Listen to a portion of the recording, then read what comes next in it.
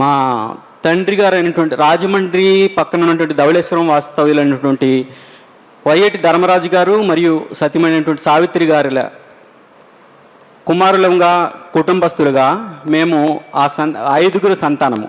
ఎటు విధంగా మా బావగారి అన్నదమ్ములు మరియు వారి చెల్లెలుగా ఎలాగైతే వారి నలుగురు అన్నదమ్ములో ఒక కుమార్తెగా ఉన్నారో అట్టి విధంగానే మా కుటుంబంలో కూడా మేము నలుగురు అన్నదమ్ములము ఒక కుమార్తె అయినటువంటి రాధగా ఉన్నామన్నమాట. మా తండ్రి ద్వారా మేము మా పూర్వీకులను గురించి తెలుసుకున్న విషయం ఏంటంటే, వారు కూడా బర్మా నుండి తిరిగి వచ్చినటువంటి వారే మా తల్లిదండ్రుల యొక్క పూర్వీకులుగా ఉన్నారు. కాబట్టి మా ఇంటి పేరు ఎక్కడా కనపడదు, వైఏటి అనేటువంటి ఇంటి పేరు మరి ఎక్కడా కనపడదు. అటు విధంగా మేమున్నాము. అయితే సత్యదేవుడు సృష్టికర్త అయినటువంటి యేసుక్రీస్తుని తెలుసుకున్న తర్వాత మా నాన్నగారు బైబిల్లో ఉన్నటువంటి ఒక ధర్మరాజు గారు ఒక అబ్రహాముగా తన జీవితాన్ని కొనసాగించారు.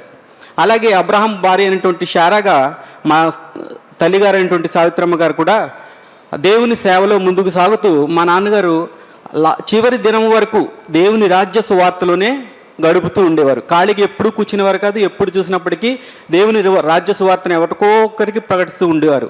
అలాగే మా తెలుగారైనటువంటి సావిత్రమ్మ గారు అంటే శార గారు కూడా ఎంత స్త్రీలను దేవుని సామ్రాజ్య వ్యాప్తిలో స్త్రీలను నడిపించడంలో ఎంతగానో ప్రాముఖ్యమైనటువంటి పరిస్థితిని తీసుకున్నారనమాట.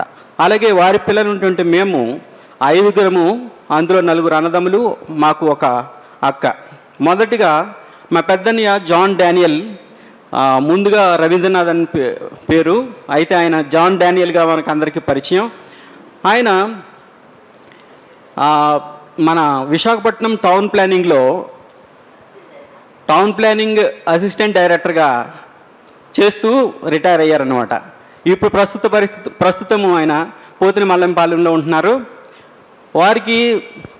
వారు ఇప్పుడు ఆ ఉద్యోగ విరమణ అయిన తర్వాత ఎఫ్ఎంపీబీలో ఒక ఆనరోరియం సెక్రటరీగా పనిచేస్తూ ఉన్నారు. దేవుని సేవలో కొనసాగుతూ ఉన్నారు. అలాగే వారికి నేను చెప్పాలంటే వారికి ముగ్గురు పిల్లలు, ఇద్దరు కూతుర్లు, ఒక కొడుకు. ఇద్దరు కూతుర్లకి వివాహం జరిగింది.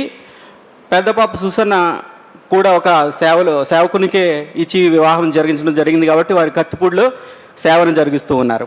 పాల్ సుందర్ గారని, వారి ద్వారా వాళ్ళు సేవను జరిగిస్తూ ఉన్నారు. రెండో పాప రీసెంట్గా మ్యారేజ్ అయింది, జెమీమా ఎలిజబెత్. తన భర్త అయినటువంటి ప్రశాంత్ గారి ద్వారా మళ్ళీ ఈ సహవాసంలోకి చేర్చబడిన సంబంధించిన దానిగా అయింది. కాబట్టి దేవుడు చూపిన కృపను బట్టి కూడా వందనాలు. అలాగే మూడోవాడు ఫిన్ని బాబు ఉన్నాడు, వాడు మూడోవాడు.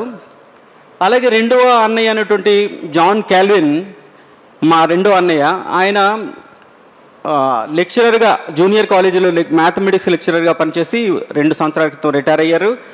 ఆయన మా వదిన గారు వారికి ముగ్గురు కుమారులు, ముగ్గురు ఇంజనీర్లు. అలాగే వారు కూడా రాజమండ్రిలో ఎల్ఈఎఫ్ సేవలో దేవుని పరిచర్యలో కొనసాగుతూ ఉన్నారు. అలాగే మూడవదిగా మా అక్క రాధ, తను కూడా టీచర్గా పనిచేస్తూ ఉంది. దేవుని ఉద్దేశాన్ని బట్టి, దేవుని ప్రణాళికను బట్టి తను ఈ పాసల దేవసాయం గారికి సహకారిగా ఉండడానికి దేవుడు నిర్ణయించడం వంటి వారు కలుసుకోవడం జరిగింది. అట్టి విధంగా మేము ఈ కుటుంబానికి చేరువయ్యాం.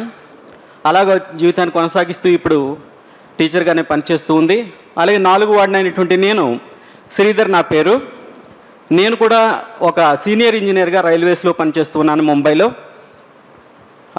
మాకు కూడా 2 పిల్లలు, ఒకటి పెద్ద పాప, ఒక రెండోవాడు. పెద్ద పాప పేరు మేము ముద్దుగా చిట్టి అంటాము. ఎందుకు చెప్తున్నానంటే తర్వాత చెప్తాను. అలాగే రెండోవాడు శామ్యుయల్ జార్జ్. అలాగే మాకు అన్నదమ్ముల్లో 5వ వాడుగా శ్రీకాంత్, నా తర్వాత శ్రీకాంత్, తర్వాత తన భార్య అయినటువంటి అనంత. వారికి కూడా 2 పిల్లలు, ఒక పాప ఒక బాబు. ఇలాగా మా తల్లిదండ్రులైనటువంటి వారు ఎప్పుడైతే దేవుని తెలుసుకున్న తర్వాత దేవుని వెంబడించడం ప్రారంభించారో, మా జీవితాల్లో అబ్రహాంకి ఇచ్చినటువంటి వాగ్దానం లాగానే మా జీవితాల్లో కూడా దేవుడు అత్యంత గొప్ప కార్యాలు జరిగించాడు. మేమందరమును గవర్నమెంట్ సర్వెంట్లుగా ఎట్టి విధమైనటువంటి ఈ లోకపరమైనటువంటి విధంగా కాకుండా దేవుని ఆశ్చర్య కార్యాలు జరుగుతూ మా 5గురికి కూడా దేవుడు మంచి ఉద్యోగాలను ఇచ్చి ఈరోజు వివాహాలను జరిగించి చక్కగా పిల్లలతో ఆశీర్వదించాడు. కానీ ఇప్పుడు నేను చెప్పాలనుకున్నది ఏంటంటే, అక్క విషయంలో చూసినట్టయితే అక్క చిన్నప్పటి నుంచి ఒక ప్రత్యేకమైన రీతిలో మా గృహంలో ఉండేది. ఎందుకంటే తను ఎక్కువ డిసిప్లిను, క్లీన్లీనెస్, క్రమశిక్షణ వీటన్నిటితో ఉండేదన్నమాట. ఇంకా ప్రాముఖ్యమైన విషయం ఏంటంటే చాలా శ్రమించే గుణం ఎక్కువ. ఎంతైనప్పటికీ, ఎంత కష్టం ఉన్నప్పటికీ, ఎంత పని ఉన్నప్పటికీ పూర్తి ఆ దినంలో పూర్తి చేసేది. ఎంత నిద్రపోలేకమైనప్పటికీ ఆ పని పూర్తి చేయాలి అనేటువంటి ఉదయకాలం లేచి సాయంత్రం రాత్రి వరకు కష్టపడుతూనే ఉంటుంది. అంటే శ్రమించే గుణం. ఎప్పుడైతే దేవసహాయం గారికి జతపరచబడిందో ఆయన చూసుకోవడంలో కూడా అటువంటి సహనాన్ని, ఓర్పుని, ఆ కష్టాన్ని చక్కగా తీసుకొని మా బావగారిని ఎంతగానో చక్కగా చూసుకునేది. ఎప్పుడు నాకు ఫోన్ చేసినప్పుడల్లా చక్కగా ఆయన గురించి చెప్తూ ఉండేది. ఎప్పుడూ తప్పకుండా ప్రతి వారం నాకు ఫోన్ చేస్తూ ఉండేది. ఎప్పుడూ విడిచిపెట్టేది కాదు. అలా చేస్తూ ఉండేది. అయితే వారి గురించి నేను చెప్పాలనుకుంటే, మా అక్క ఓర్పు, సహనము, దీర్ఘశాంతాన్ని బట్టి చక్కగా చూస్తూ వచ్చింది. అయితే వారి కుటుంబాల్లో మా బావగారి పట్ల దేవుడు చేసిన గొప్ప కార్యాలు ఒక 2 చెప్దాం అనుకుంటున్నాను. ఎందుకంటే భయంకరమైనటువంటి కారు యాక్సిడెంట్లకు 2 సార్లు అయినా గురయ్యారు. అయితే అక్క చెప్పిన విషయం ఏంటంటే, ఆ యాక్సిడెంట్లో దేవుడు ఎంత గొప్పగా వారిని చిన్న గాయం కూడా అవ్వకుండా. అయితే వారిని గురించి నేను చెప్పాలనుకున్నది ఏంటంటే, కొన్ని విషయాలు మీ ముందు పెట్టాలనుకుంటున్నాను. అంటే వారి గుణగణాలను బట్టి వారిలో నేను మొదటిగా చూసిన గుణగణాలు ఏంటంటే, ఆయన చక్కగా ఎప్పుడూ నవ్వుతూ పలకరిస్తారు. ప్లస్ ఎనర్జెటిక్గా ఆయన మాట్లాడుతూ ఉంటారు. ఎప్పుడైనా ఆయన ముందుకు వెళ్ళామంటే మనం ఖాళీగా కూర్చోవడానికి ఉండదు. ఆయన మౌనంగా ఎప్పుడూ కూర్చోరు.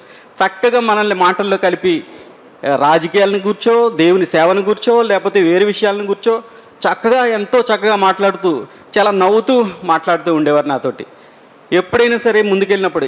అలాగే ఆయన గురించి చూసినప్పుడు ఇతరుల పట్ల కూడా దానికి పరిచయమైనటువంటి ప్రతి ఒక్కరు బ్యాంకులో కానీ ఎక్కడైనా వెళ్ళినప్పటికీ ప్రతి ఒక్కరిని పరిచయం చేసుకుని, ఒకసారి పరిచయం చేసుకున్న తర్వాత వారిని మళ్ళీ కలపడినప్పుడు ఊరికే పోవడం కాకుండా ఎంతో చక్కగా వారితో ప్రవర్తించే తీరు. అలాగే నేను సాయంత్రం కూడా కొంతమంది వచ్చారు గృహానికి. వారి ద్వారా కూడా నాకు అదే విషయం అర్థమైంది. వారు ఎంతగానో చెప్పారు.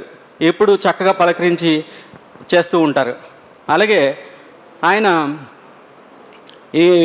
ఏ విషయమైనటువంటి ఆయన ఇంకో గుణం చూశాను నేను. ఏంటంటే ఏ విషయమైనా ఆయన తలంపుల్లో వచ్చిందంటే అది చేసే వరకు విడిచిపెట్టరు. చక్కగా తన కార్యాన్ని త్వరలోనే ముగించుకొని పూర్తి చేస్తారనమాట. అటువంటి గుణం కలిగినటువంటి ఆయనలో నేను చూసింది ఏంటంటే, వివాహం జరిగిన మొదలు ఆయనలో ఒక విషయాన్ని గమనించాను. తన కుమారులైనటువంటి 2 స్థిరపరచబడాలనేటువంటి ఉద్దేశాన్ని ఆయనలో చూశాను. ఆయన ఎంతో శ్రమపడ్డారు వారి కోసం ఎంతో చేశానని కూడా నాకు చెప్పారు. అటు విధంగానే ఆ పిల్లలిద్దరిని దేవుడు ఈరోజు స్థిరపరిచాడు కాబట్టి దేవునికి వందనాలు.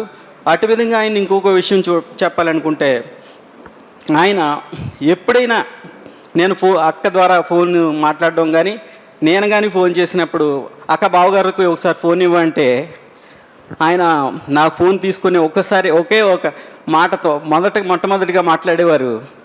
హాయ్ బావగారు బాగున్నారా, మా అమ్మగారికి ఇవ్వండి ఫోన్ అనేవారు.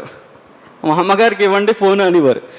ఎవరు అనుకుంటే మా పాపని చిట్టి అని పిలుస్తాం మేము కాబట్టి మా అమ్మగారికి ఇవ్వండి ఫోన్ అనేవారు. అంటే మా పాపతో మాట్లాడడం కోసం అనమాట. అలాగే మా చిన్నవాడైనటువంటి బాబు శామ్యుల్ జార్జ్ వాడిని ఏమనేవారంటే మా నాన్నగారు అనేవాడు. ఆయన ఎప్పుడు చూసినా ఎప్పుడు నాతో మాట్లాడినప్పుడల్లా నా కుమార్తెతో మాట్లాడుతూ తన తల్లిగారితో మాట్లాడుతున్నట్టు మాట్లాడేవారు అనమాట. నాకు ఎంతగానో సంతోషం అనిపించేది.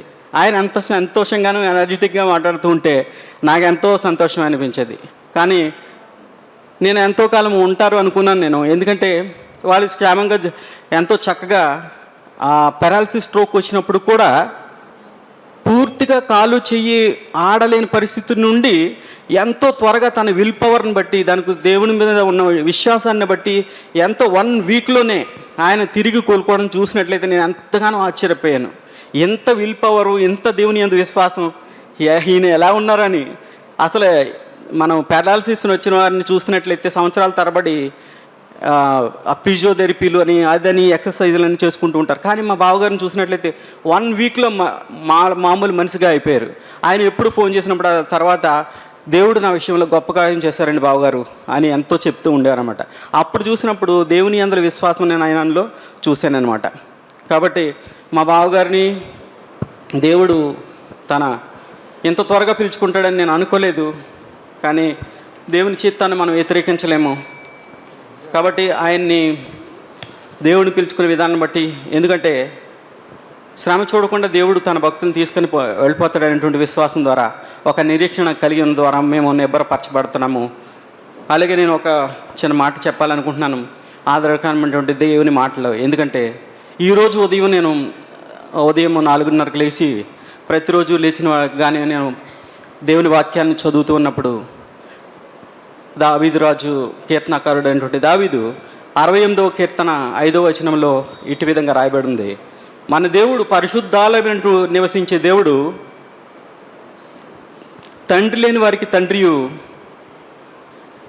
విధవరాండ్లకు న్యాయకర్తలు అయి ఉన్నాడు అనే మాటను చదవడాన్ని బట్టి నేను ఎంతగానో ఆదరించబడ్డాను. ఈరోజు విడవబడినటువంటి పిల్లలకు కానీ నా అక్కకు కానీ దేవుని ఆదరణ, కృపా కాపుదల ఉంటాయని ఎంతో విశ్వసిస్తూ ఉన్నాను. మీ పట్ల నాకు కలిగినటువంటి ఉద్దేశాలు కానీ తలంపులు కానీ ఎప్పుడూ మేలుకరమైనవే కానీ కీడుకరమైనవి కావు. ఇటువంటి పరిస్థితుల్లో ఇటువంటి ఏ పరిస్థితి సంభవించినా అవిది కేవలము దేవుని యొక్క మేలుకరమైనటువంటి ఉద్దేశమే కానీ కీడుకరం కాదని దేవుని అందరి విశ్వాసంతోనూ మా అక్కకి అలాగే విడిచిపెట్టినటువంటి బిడ్డలకు దేవుడు ఎంతో ఆదరణ అనుగ్రహించాలని చేరువచ్చినటువంటి ప్రతి ఒక్కరికి నా మనస్పూర్వక వందనాలు చెల్లించుకుంటూ ఈ మాటలు ముగిస్తూ ఉన్నాను.